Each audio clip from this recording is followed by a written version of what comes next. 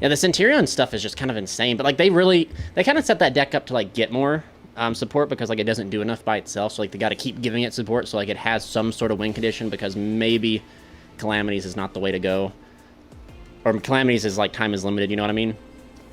Because it's banned in every other format but the TCG, which means like, which I don't, well, it doesn't mean nothing because Konami can do whatever they want, but which essentially like if patterns, you know, show that that card like Calamity should be going soon. I think we're going to see a huge ban list.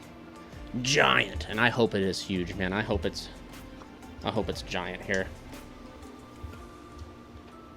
Well, this is a hand.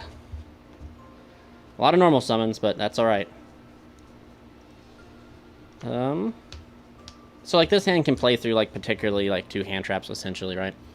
You can normal summon Uppercutter. Uppercutter eats any sort of disruption, except for, like, spot removal. You can go Museum, and then Museum can fetch us something, but it just depends on, like, the hand traps, really, right? So, like, Ash Imperm here, Ash here, we scoop, we lose. Sadly, we lose. But if they, like, do it in that sequence, like, out of order, we actually can play through it. Like, if they go Ash here, Imperm, we're kind of safe against. To an extent, because of the, I don't feel like Arise Heart's going to come back. It might come back, Zoro. It might. We are going to stream on Twitch today, too, but then, like, for some reason, like, my OBS updated and it resorted back to YouTube, so I figure that might be a sign just to go back to YouTube for a little while. I don't know, man. My streaming, where I want to stream is just confusing, but like, so essentially, if we just play this out like they have Ash Imperm, right, and we normal this, they Imperm this, we go activate here, well, excuse me, they Ash this, they don't have Imperm, and we go search. If we want to play through Imperm, the smart thing to do would be to play, I'm trying to think here, so I feel like the smart thing to do would be like this, maybe, and then we go Durandal effect to go ahead and search. Let's see, we could actually just search this, but if we have Imperm, we still just kind of lose to the Imperm if Imperm's like lurking, because we special this, make Dempsey. Dempsey eats an Imperm because, again, Dempsey doesn't protect itself. So maybe the correct line is to go here. Special add back, make Angelica effect. That inevitably eat the Imperm there. And then we just got to figure out what to do. Technically, if we got Ash, they have a Hida over there. Yeah, okay, so this is how we do it, right? So we go in special here. We got Ash. Grab this. We'll go ahead and synchro here for Angelica, right? Angelica goes ahead and grabs us our second field spell. And I will just hold the second field spell in our hand. Activate here. Chain Angelica, she eats an Imperm. So then we gotta do this. We banish this. Summon out Gearfried. We're going to activate the second Museum to go ahead and grab us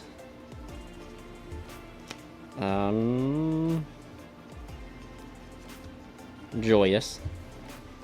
We'll equip Joyous, and then we'll go off here into our IP, or not IP, we'll go off into our Hida.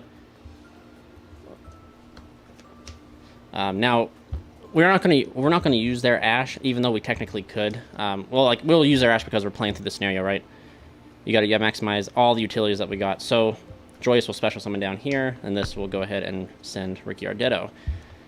Now, if they didn't Ash us and they like double Imperm, right? We could just literally go up here into what we're trying to do and still reach our combo that we're trying to get to. But anyway, that'll send. We'll go ahead and use this to reborn their Ash Blossom. I was hoping for a QCR Roland or a Charles Synchro in the 10s, but didn't even see them on the list. At least a Prismatic would have been nice. I don't think truly, man, I don't know if because those sets are so far out, like so far back, we'll probably not see anything like that. The closest thing is if we get like some sort of reprint set later on for like Fire and stuff like that, they could be in there. I think Malgus deserves a super rare. I think Charles, yeah, you know, Charles being an Ultra is kind of like, it wouldn't be nice. I know if you go to like the OCG, right? the OCG English, they have a secret rare Charles, and I thought about it, but like you can't use OCG secrets, even if they are English over here for whatever reason. Konami has it for whatever reason. And then we go Promethean to go ahead. And I'm really just waiting for the ban list to pick up certain like high rarity cards myself. So like once the ban list comes out and like certain things are free, Effect would go ahead and we can reborn out the Uppercutter. And we've already exhausted Angelica. So then we just can go ahead and synchro into Roland. And then we can just go ahead and go right here into Charles. We'll go ahead and equip this here to Charles. Go ahead and go off here into Chuck here. We're going to go OG's effect to equip itself. Museum's effect to move forward because we're only locked into Warriors. Now we're locked into... Oh, wait a second. Yeah, now we're locked into Warriors. Fire Warriors, which is okay. So that means we can just go up here. This is why I like playing the Ferocious Flame Swordsman. And this is our hand.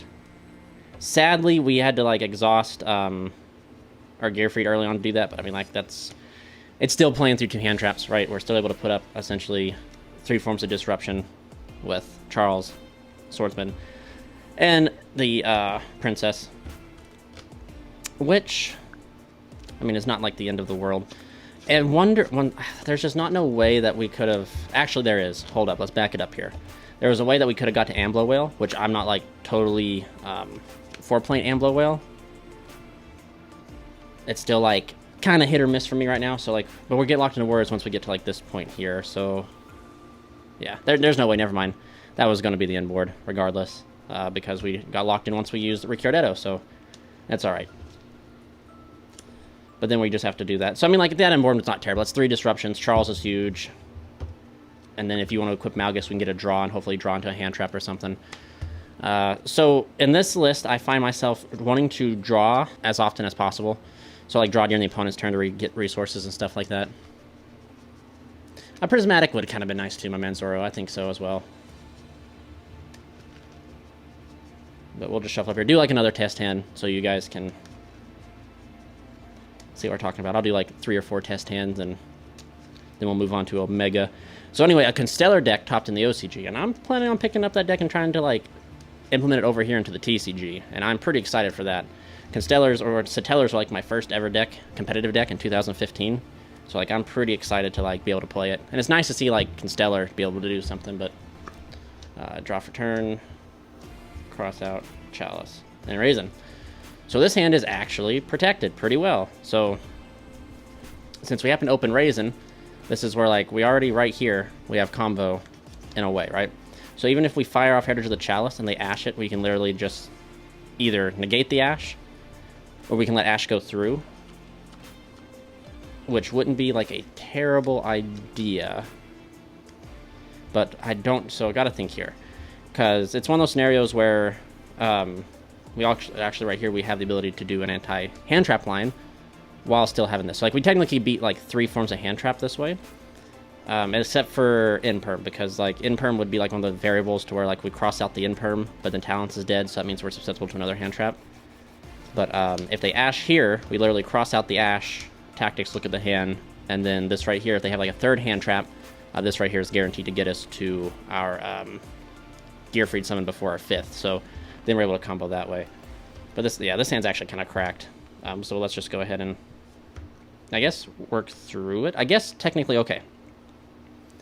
So there is that line that we could do, but I want to showcase like what Raisin can do. Raisin plus any of these right here. So if you want to get max use out of Raisin, otherwise just sitting in your hand, right? We can normal summon Raisin and then special out Renault. Or we could just go ahead and go Heritage of the Chalice to go ahead and grab ourselves Museum. So that way we get multiple museums. Go ahead and activate Museum, grab this. We can activate Durandal, use Durandal's effect to search for...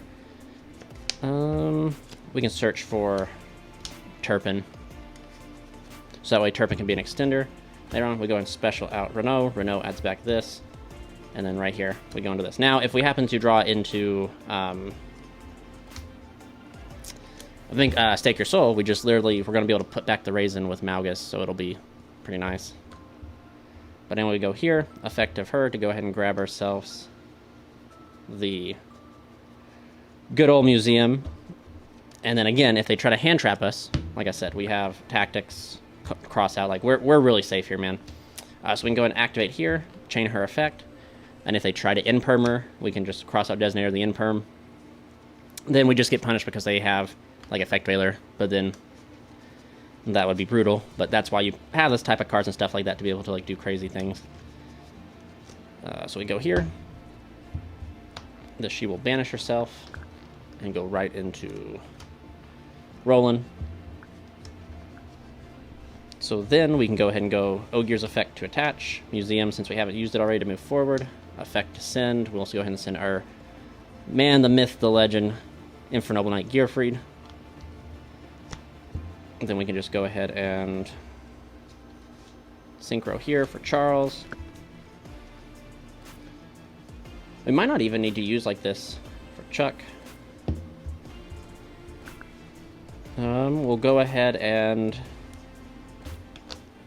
activate the second field spell because, you know, we haven't done it yet. My apologies for hitting the mic here.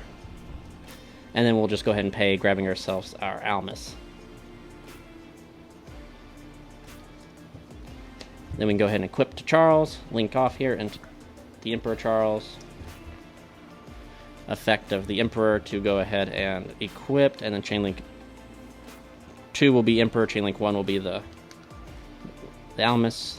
Then we go here. I'll hold this here, effect to move forward. We'll go ahead and equip the Roland, make our second Charles. And this will go ahead and attach here, and then Gearfried by banishing the Almus. And then there we go. Inboard's pretty crazy if you think about it, what decks can do. Monster negate, 2 spell trap negates a pop, and then the she's going to come back. She's going to be able to pick up... Charles is going to pick up Durandal. And something always knows, like, Durandal is going to be able to get you follow-up, depending, like, if the Charles you equip it to gets sent to Graveyard, because then it can reborn out the Ogier, and then Ogier can potentially dump Malgus. That's if you're not equipping Malgus here, but, like, normally if you end on 2 Charles, I normally equip Malgus, and then if I end on 1 Charles, I'll catch myself equipping it with Oliver, just because I don't want to have to, like, waste the protection, you know what I mean? Or waste the spell and trap negate on just protecting the Charles from being targeted by Imperm, whereas if it was already targeted, I wouldn't have to. But, yeah, there's it for that test hand. We'll just move on into the another one. Alright, let's go ahead and check it out. So we got Uppercutter again, 2 Uppercutter and Turpin, Hedge of the Chalice, and Ogier. So we literally just saw this hand, almost just to a T. It's actually kind of wild. Like, we literally, didn't we just see earlier, we saw something like this? Yo, Kyle, how you doing, Kyle B? We literally just saw something like this earlier. Like, well, this, like, that's wild. But we do technically have combo through, like, 1 hand trap, essentially, thanks to this. Possibly... No. Not 2. I wouldn't say we have it through 2. Well, it just depending on 2 with this right here. If we, depending on the 2 hand traps, we'd have, like, combo through it, but... We'll just go ahead and just shuffle it up, because we're not going to just do... That's kind of crazy that we saw those 3 together again.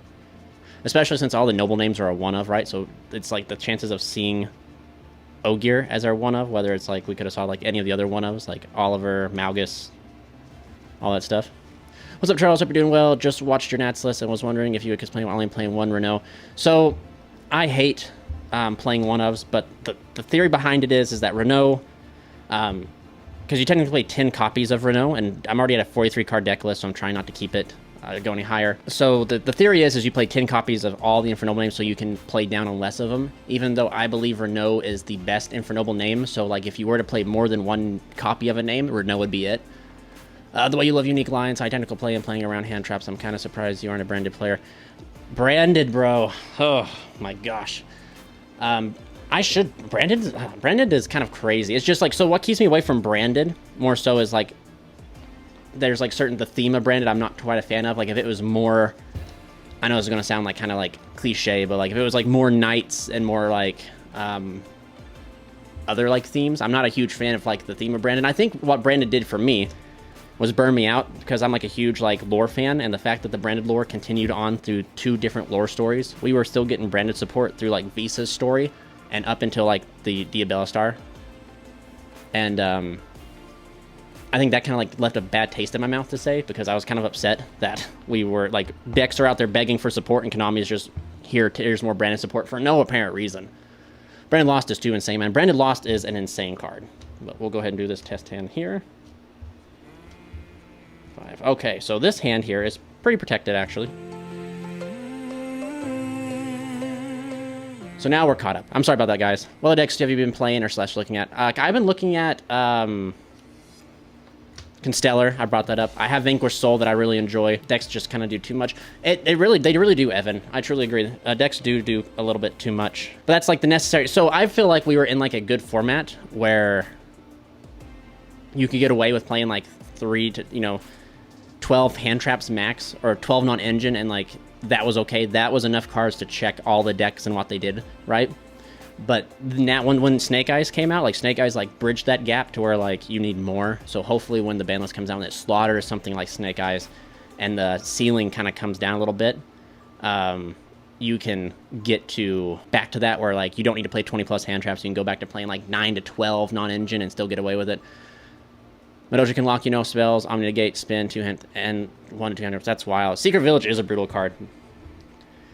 Bro, Secret Village, like, I got Secret Village from my buddy Gus playing Altergeist, and I looked at my handful of spells, and I'm just like, wow, okay. It do be like that. So let me go here. And this is pretty cool in this particular line here, because, like, if we go activate effective Durandal, and if they have Ash, or, like, if this was met with any hand trap, like, Imperm or something, and, like, gets met with Ash, this stays. So then we have the ability to fire off our Oliver and still combo, right? And still combo. But essentially, Durandal will destroy itself to add us the Spar. But when I went, dude, I was like, there's something about combo decks that I think are pretty interesting. Like, yes, these decks are really crazy, but if you have a good player, 1 to 2 hand traps can be enough to stop a deck, especially if like you're playing against like not a competent player. There's a lot of like variables that play into a deck being like super good. If you take like a very like newish player, and you get hand trapped, sometimes they'll pass their turn, but like they had lines through the hand trap and they didn't see it until like, and then most of the time people will drop those decks and move on to other decks, so you don't get people sticking to certain decks and certain strategies long enough to understand like those type of interactions. But power spells are so good too. Yes, dude, power spells are literally insane. I truly agree. Like Droplets, Dark Ruler, wild. So we'll special here. Overlay here to Boxer effect. I feel like even the new player can cook up with some Fiendsmith. Because what Fiendsmith does isn't like super next level, right? What Fiendsmith does is wild, and it makes like almost anything pretty crazy. These new age decks are just 1-card combos, play through interruption and recur resources. Too well. Yes, I agree, Kyle. That's exactly what it is. And I believe, like, when I like look at decks and stuff like that, when I'm looking at picking up a deck to play, I'm always like, I look at it. Does the deck have a 1-card combo? I think every good combo deck should have a single 1-card combo. Now, what I mean by that is I don't mean like the 1-card combo should like literally blow the brakes off someone. I mean, I put in 1 card, gets put in, and I get either 2 or more disruptions or interactions out of it.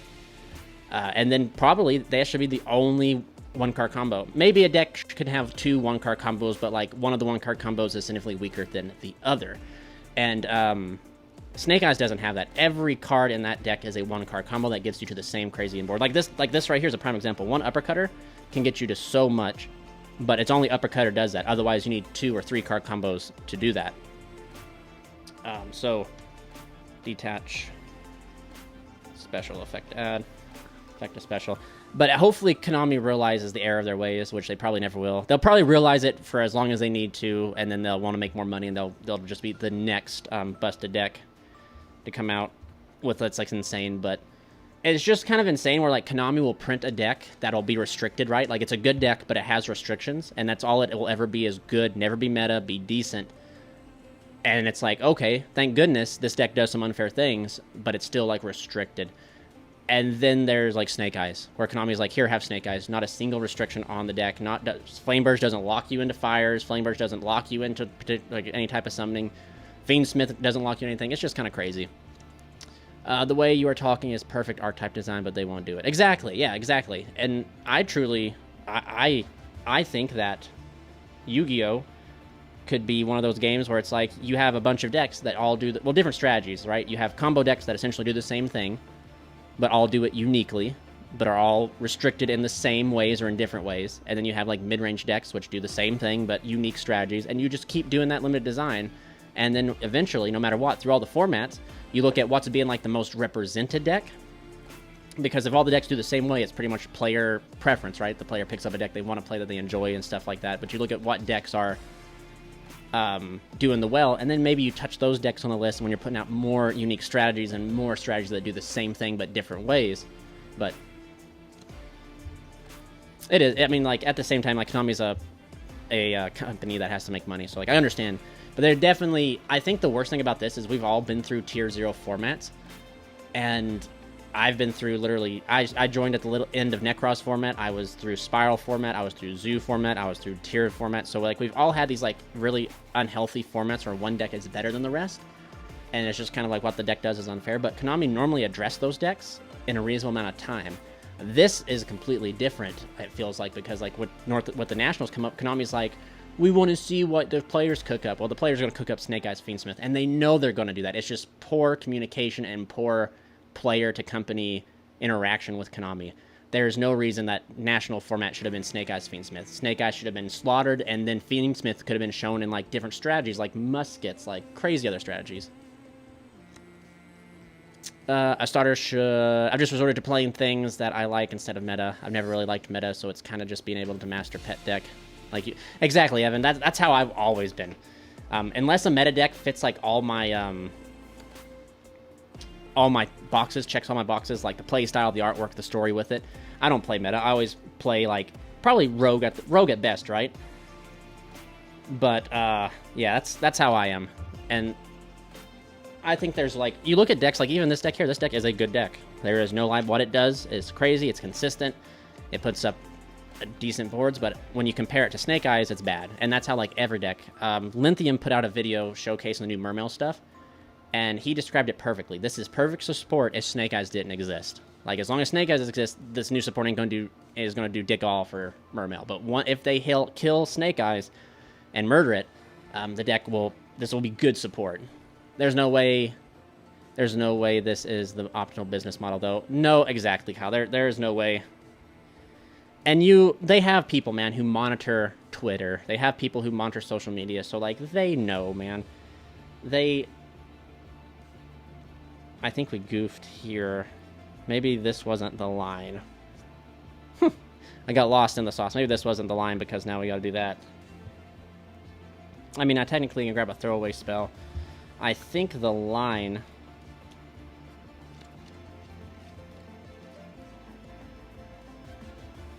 I think maybe the line was not to grab Renault. Let's back it up here.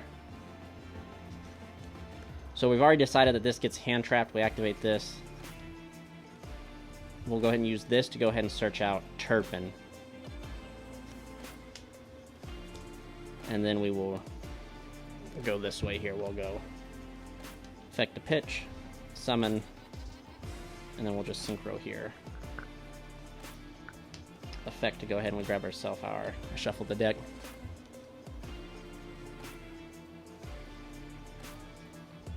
Grab this. But Konami, I mean, hopefully Konami will hear our cries and address the format. And hopefully they get better. I know like people were like praising Konami for the communication with why there's no ban list. And that's a step in the right direction, but there shouldn't be a communication to why there is no ban list. You know what I mean? The communication should be, here's a ban list and here's why we're doing it. It shouldn't be like, we want to see what duels are going to come up with. Come on, man. Like, you know exactly. And it proved everyone right. Like, literally, that's why Snake Eyes Fiendsmith was like literally the best represented deck in the entire North American Nationals. Like, who saw that coming, right? There was a few oddballs that were able to get up there and get to top 64, but like for the most part, it was literally Snake Eyes Fiendsmith and then Tempai, who were like a hard counter to Snake Eyes because of their going second potential. And then Crazy, though, that 6-0 Ancient Gear. That's what's crazy. So we get to here. We can go ahead and go effect Turpin to attempt to attach. Chain her effect. We'll send Ogier. She will banish herself. Into here. Effective Ogier to attach itself. Effective this to move forward. We never need a deck like it. Yes, absolutely. We never need a deck like that, ever. We never need a deck that can play on the opponent's turn 0. That is ridiculous, and Konami hopefully learned from that mistake, and we will never get a deck like Tier. And arguably, we should never get a deck like Snake Eyes again either. Like, we should never get a deck that's, like, so powerful. Like, there's definitely a way. If Snake Eyes had restrictions like every other deck, like, Snake Eyes would still be a good deck, and still could be good enough to potentially be hit on the ban list, right? But Konami just, in their all wisdom, they need to make money, they need to sell sets, and I think that there's 2 ways you can do it. You can appease all the players by not producing... You can appease all the players, or you can appease, like, the meta players, essentially. Tier 0 window. Yeah, it was kind of brutal. So then here we go, like the same inboard through particularly hand traps. Activate the second field spell. Go ahead and grab us our... Winda, yeah. Make a tier 0 Winda. It's almost kind of crazy. A turn 1 Winda was kind of on your turn when you're trying to combo. The new Diet Maxi. So I got hit with Molcharmy a few times, and I ashed one of it, believe it or not. So I was like, haha, you ain't doing it, because my deck will give him like 3 to 4 draws. How far have you tested with Constellar? I've tested far enough that I have a list put together, but I definitely want to like work out some kinks, because there are some kinks in it that I want to try and like address, because I feel like the deck isn't like, it's not like really flexible in the sense like you have different combo variations you're trying to do. You're literally are trying to make the new rank 4. You're really trying to make Tellarknight, Constellar, Caduceus here, and that's what you're trying to get to. So there's not a lot of flexibility like in this deck per se, where like you have different combo avenues and stuff like that. But once we get done here with this test hand, I'll pop in and show it real quick. Up here, grab back this. Move forward. Not this Molcharmy, the next one. Okay, so the next one, I think the next one's wild. I think the next one's gonna be... I understand why they're doing it, because they're trying to fix going second in YuGiOh, but I don't think it's the correct way to fix going second, personally. I don't think making cards like that where your player has to pass or just lose is not a good direction to fix the game, per se. You know what I mean? Like, I don't feel like that's too good.